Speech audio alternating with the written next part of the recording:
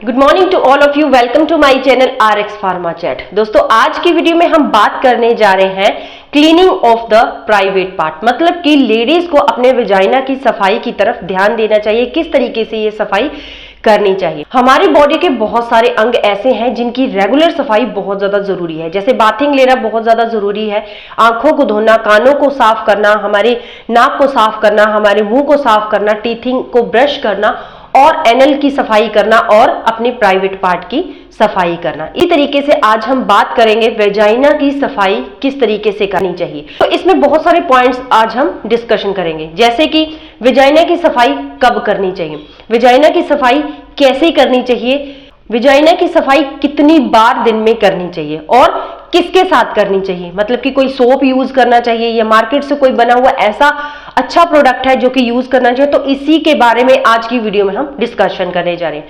तो बिना टाइम को वेस्ट किए आज की वीडियो को स्टार्ट करते हैं। आज की वीडियो में हम वेजाइना की सफाई के बारे में ध्यान रखते हुए हाइजीनिक कंडीशंस हम देखेंगे कि कौन सी हाइजीनिक कंडीशंस जो है वो हमारी वेजाइना की सफाई के लिए बहुत ज्यादा जरूरी होती हैं। सबसे पहले यहाँ पे पॉइंट है, सबसे पहले क्वेश्चन जो है वो लेडीज के माइंड में ये आता है कि कब दिन में कब हमें अपने वेजाइना की सफाई करनी चाहिए। तो सबसे पहले ये है कि जैसे सुबह हम नहाते हैं तो मॉर्निंग में नहाते टाइम आप अपने वेजाइना की सफाई यहाँ पे कर सकती हैं, लेकिन ध्यान रहे कि जब आप अपने वेजाइना की सफाई यहाँ पे करते हैं तो सिर्फ वल्वा पार्ट की सफाई ही आपको करनी है। तो यहाँ पे जब आप अपने पार्टनर के साथ इंटीमेट होते हैं तो इंटीमेट होने के बाद एवरी सेक्स के बाद आपको यहाँ पे वेजाइना को वॉश करना है। अगर आपका पीरियड टाइम चल रहा है तो पीरियड टाइम में हर 3 से 4 घंटे के बाद आपको अपने वेजाइना को पानी से वॉश करना है।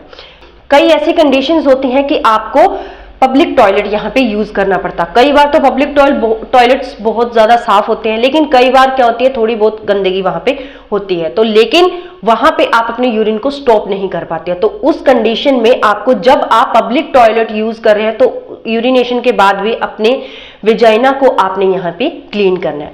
तो वैसे दिन में आपको 2 बार वेजाइना की क्लीनिंग करनी है, मतलब कि सुबह नहाते टाइम एंड रात को सोते टाइम आपको अपने वेजाइना की सफाई करनी है। अब बात आती है कि वेजाइना की सफाई कैसे करनी है, मतलब कि कोई स्पेशल ब्रश आता होगा या कोई स्पेशल कॉटन क्लॉथ से के साथ या किसी और क्लॉथ के साथ सफाई करनी है। जी नहीं, बिल्कुल नहीं। आपको अपनी क्लीन फिंगर्स यूज करनी है यहाँ पे अपने वेजाइना को क्लीन करने के लिए, वॉश करने के लिए। जब आप अपने वेजाइना को वॉश करेंगे तब आप अपनी हल्की फिंगर से बिल्कुल सॉफ्टनेस के साथ आपको वहां पे क्लीनिंग करनी है। देखिए, आप ध्यान रखिए, अगर आपके नेल्स बड़े हैं तो वहां पे नेल से कट या छिल ना जाए, क्योंकि ये इन्फेक्शन का कारण वहां पे आगे जाके बन सकता है। इसलिए जब भी आपको अपने वल्वा पार्ट की सफाई करनी है, वेजाइना की सफाई करनी है, तब आपको हल्के हाथों से वहां पे सफाई करनी है और आपको वल्वा पार्ट की ही सफाई यहाँ पे करनी है। अब यहाँ पे ये भी बात आती है कि वेजाइना की सफाई करनी है या वल्वा पार्ट की सफाई करनी है। देखिए, वेजाइना में 2 तरह के बैक्टीरियाज होते हैं, एक तो गुड बैक्टीरिया होते हैं एंड एक बैड बैक्टीरियाज होते हैं। ये गुड एंड बैड बैक्टीरियाज एक बैलेंस के साथ चलते हैं, जो हमारे वेजाइना को अंदर से सुरक्षित रखते हैं, अंदर से हेल्दी रखते हैं। लेकिन जब इनका बैलेंस खराब हो जाता है, ये इम्बैलेंस हो जाते हैं, कोई बैड बैक्टीरियाज बढ़ जाते हैं, गुड बैक्टीरियाज बढ़ जाते हैं, तो उस कंडीशन में वेजाइना में प्रॉब्लम होनी शुरू हो जाती है, इन्फेक्शन होना शुरू हो जाता है। इसलिए हमें कभी भी वेजाइना के अंदर से सफाई नहीं करनी है, क्योंकि हमारे यूट्रस से लेके हमारे वेजाइना तक ऐसी पावर होती है, ऐसे बैक्टीरियाज उसमें होते हैं जो अपने आप की सफाई खुद कर लेते हैं। इसलिए आपको सिर्फ आउटर पार्ट जो होता है, जो वल्वा पार्ट होता है, सिर्फ वेजाइना में उसी की सफाई आपको करनी है। आपको वेजाइना के अंदर फिंगर्स डाल के बिल्कुल भी यहाँ पे सफाई नहीं करनी है। अब कितनी बार दिन में सफाई करनी है, जैसे मैंने आपको बताया, दिन में 2 बार तो बहुत ज्यादा जरूरी है, सुबह को एंड शाम को। अगर आपको फील होता है कि हर यूरिनेशन के बाद आपको सफाई करनी है तो आप हल्का सा वॉश कर सकते हैं। एवरी सेक्स के बाद आप बिल्कुल अपने वेजाइना को वॉश कीजिए, सफाई कीजिए अच्छे तरीके से। एंड जब आपका पीरियड टाइम चल रहा है तो उसके बाद भी आप अपने हर 3-4 घंटे के बाद अपने वेजाइना को वॉश करने के बाद ही आप next pad, sanitary pads change करें। अब यहाँ पे नेक्स्ट पॉइंट आता है कि किसके साथ वेजाइना की सफाई करनी चाहिए। किसके साथ, मतलब कि कोई मार्केट से प्रोडक्ट खरीदना है या घर पे ही कोई प्रोडक्ट हमने यूज करना है या कोई और किचन की कोई रेमेडी ऐसी है, होम रेमेडीज जिसको बोलते हैं, वो यूज करनी है, तो मैं आपको बता देती हूँ कि वेजाइना की सफाई के लिए गर्म पानी से अच्छा और कुछ नहीं हो सकता। गर्म पानी इतना ज्यादा गर्म नहीं होना चाहिए कि आपके वेजाइना में कोई नुकसान करे। आप हाथ लगा के देख सकते हैं, ये ल्यूक वार्म वाटर होना चाहिए, सहनीय वाटर होना चाहिए ये गर्म।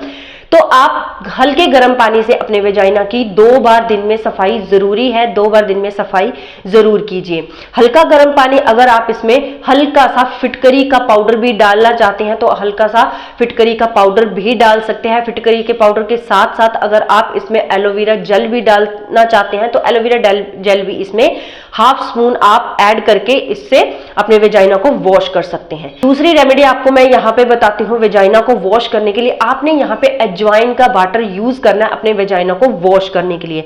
एजवाइन का वाटर इतना ज्यादा इफेक्टिव है, मैंने 5-6 वीडियो वेजाइना के ऊपर बनाई है, लेडीज की प्राइवेट पार्ट्स के ऊपर बनाई है। बैक्टीरियल इन्फेक्शन हो गया, यूट्रस का इन्फेक्शन हो गया, ये यूट्रस स्वेलिंग हो गई, वेजाइना में इन्फेक्शन हो गया, इस तरीके से बहुत सारी ऐसी वीडियोस मैंने बनाई है और हर वीडियो में मैंने आपको सजेस्ट किया है कि एजवाइन वाटर जो है वो आपके लिए एक्सीलेंट है आपकी वेजाइना को वॉश करने के लिए। तो जो एजवाइन का वाटर है कैसे तैयार करना है, 2 गिलास पानी आप ले लीजिए, पैन में डालिए उनको और इसमें आप 1 चम्मच अजवाइन का डाल दीजिए। इस पानी को अच्छे तरीके से बॉयल होने दीजिए। जब 1 गिलास पानी रह जाए तो इसको अच्छे तरीके से छान के 1 गिलास में आप डाल लीजिए। जब ये सहनीय गर्म रह जाए, मतलब कि ल्यूक वार्म वाटर रह जाए, ज्यादा गर्म पानी आपको बिल्कुल यहाँ पे यूज नहीं करना है। चाहे नॉर्मल वाटर से आप अपने वेजाइना को वॉश करें, चाहे एजवाइन के वाटर से आप अपने वेजाइना को वॉश करें, तो हमेशा ल्यूक वार्म वाटर आपको यहाँ पे यूज करना है।